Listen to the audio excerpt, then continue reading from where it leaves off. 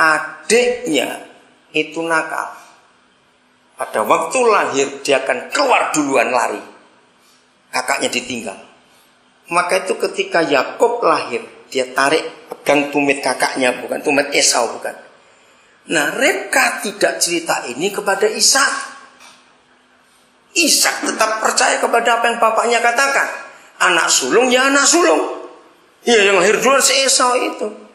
Nah, saudara, maka itu kita lihat Alkitab itu luar biasa. Sakit hatilah Esau. Padahal dia pun gak salah sebetulnya. Karena sudah ada ketetapan itu. Kenapa Rebeka gak cerita kepada suaminya? Sehingga suaminya tidak bisa buat apa-apa. Tetap percaya anak yang lahir pertama itu anak sulung. Oke, kita gak usah bahas itu. Kita lanjutkan. Karena tadi ngomong sampai sekarang di Ambon masalah itu muncul. Oke, kita lanjut sekarang. Jadi kalau laki-laki tidak bertanggung jawab, saudara, ngeri. Maafkan saya kalau saya harus katakan kalimat ini. Dari kesimpulan dua hal itu, saya belajar. Adam dan Abraham. Ternyata makhluk paling rakus di dunia itu namanya laki-laki.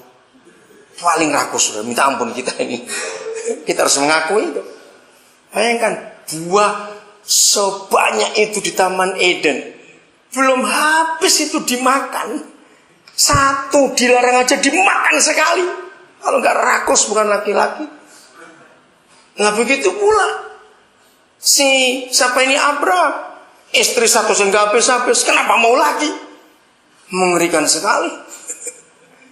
Maka itu jaga diri kita sebagai laki-laki. Jadi dunia jatuh dalam dosa. Karena satu yang bertanggung jawab gagal melaksanakan tanggung jawab. Ya, kembali pada anak muda tadi. Ini saya pakai istilah Indonesia, cukup menarik.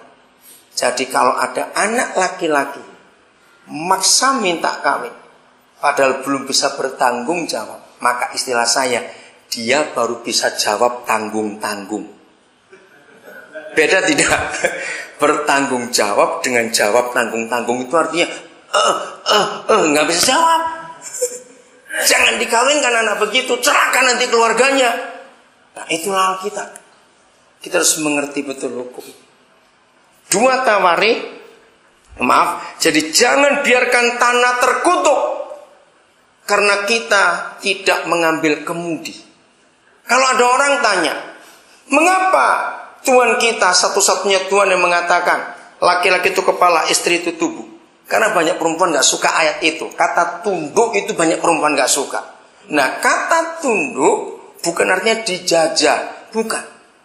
Tapi kata tunduk itu khususnya saudara orang Maluku, negeri kepulauan ini paling gampang mengerti. Nggak mungkin ada sebuah perahu, apalagi kapal, dua motoris atau dua nakoda. Betul tidak? Kenapa kalau sampai ada dua? Ayo cepat jawab. Sebagai orang laut saudara kan tahu. Kenapa tidak bisa? Nah, nggak jalan kapalnya. Ini mau bawa kemana ini? Dua kepala ini berebut perang dulu. Nah jadi ketika surga memberi hukum, yang jadi kepala itu laki, yang jadi itu butuh perempuan. Ini bukan membedakan posisi. Ini hanya bicara fungsi. Beda loh saudara posisi dengan fungsi. Posisi sama di hadapan Tuhan laki dan perempuan, tapi fungsi. Jadi nakoda harus satu. Maka itu ketika laki-laki tidak berdaya, lemah, tidak bertanggung jawab, istri ambil nakoda. Secara psikologis dan kemanusiaan, kalau saya belajar ilmu jiwa akan tahu, perempuan itu memang diciptakan Tuhan susah orientasi arah. Betul tidak? Laki-laki itu boleh cepat tahu orientasi. Memang kita ini kepala. Maka itu kebanyakan kalau perempuan apalagi nggak nyetir, tanya ini kemana, bingung arahnya itu. Laki-laki cepat, karena kita memang ditakdirkan begitu. Maka itu saudara, kalau kita nggak jadi kepala baik, rumah tangga kita seperti kapal yang oleng nggak tahu mau kemana. Anak istri kita jadi bingung mau dibawa kemana hidup ini. Kita nggak punya kepastian, nggak punya ketegasan, nggak punya tujuan. itu laki-laki. 2 Tawari 17. Ada sebuah kisah seorang raja. Dan ada banyak kisah seperti ini di Alkitab. Tapi saya tidak akan buka cukup banyak karena waktu. Tapi nanti saudara baca pulang di rumah, cari fungsi ayah dalam hidup itu. 2 Tawari 17. Mulai ayat yang pertama sampai ayat yang keempat. 2 Tawari 17 ayat yang pertama sampai 4. Nanti kita akan menemukan kesimpulan. Kenapa tanah-tanah Kristen di Indonesia kacau balau seperti ini? Ternyata setan merusak laki-laki luar biasa. Tidak mengambil tanggung jawabnya. Maka Yosafat anaknya menjadi raja menggantikan dia, Raja Asa, bapaknya. Sebagai pemimpin Israel yang memperkuat dirinya. Dengan menempatkan tentara di semua kota yang berkubu di Yehuda. Dan pasukan-pasukan pendudukan di tanah Yudea serta kota-kota Efraim yang direbut oleh Asa ayahnya. Ayat 3. Ayah-ayah dan calon ayah, kiranya ini terjadi pada anak-anak kita. Dan Yahweh menyertai Yosafat. Saya berhenti sampai sini dulu. Dengarkan ayah-ayah.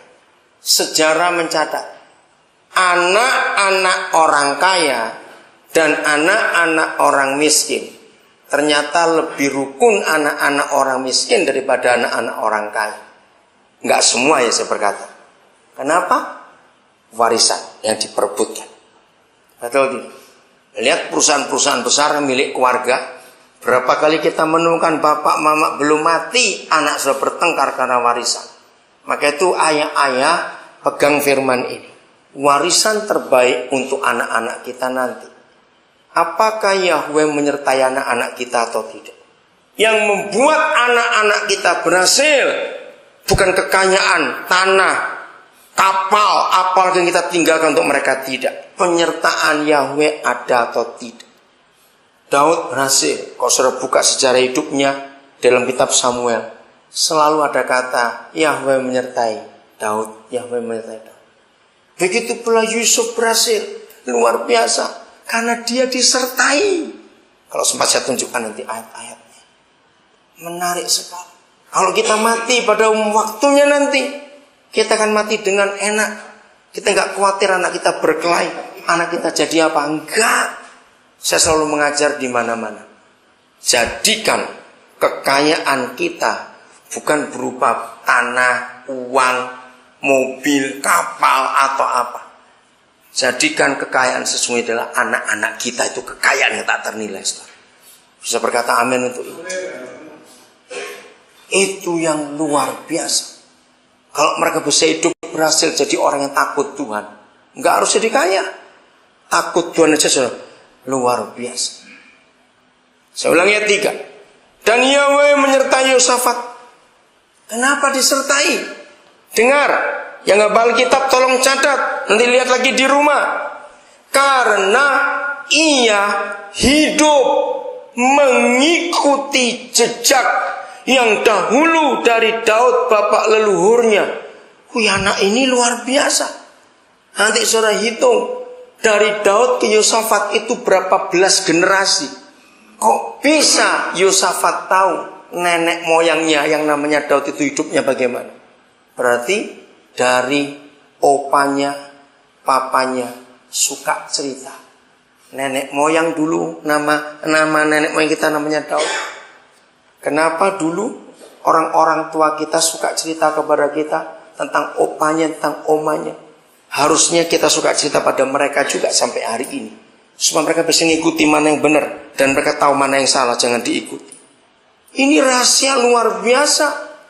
Yosafat bisa mengikuti kelakuan dan jejaknya Daud yang takut akan Tuhan, bapak leluhurnya itu, dan tidak mencari Baal-Baal, itu dewa-dewa yang disembah. Maaf, mengapa tanah Maluku yang 600 tahun diinjili ini masih ada orang-orang Kristen panggil arwah, nyembah yang salah? Karena gereja salah besar. Kita sebagai ayah-ayah tidak melakukan hukum Tuhan ini. Anak-anak kita nggak tahu kebenaran. Karena yang kita ceritakan cuma roh-rohnya orang mati.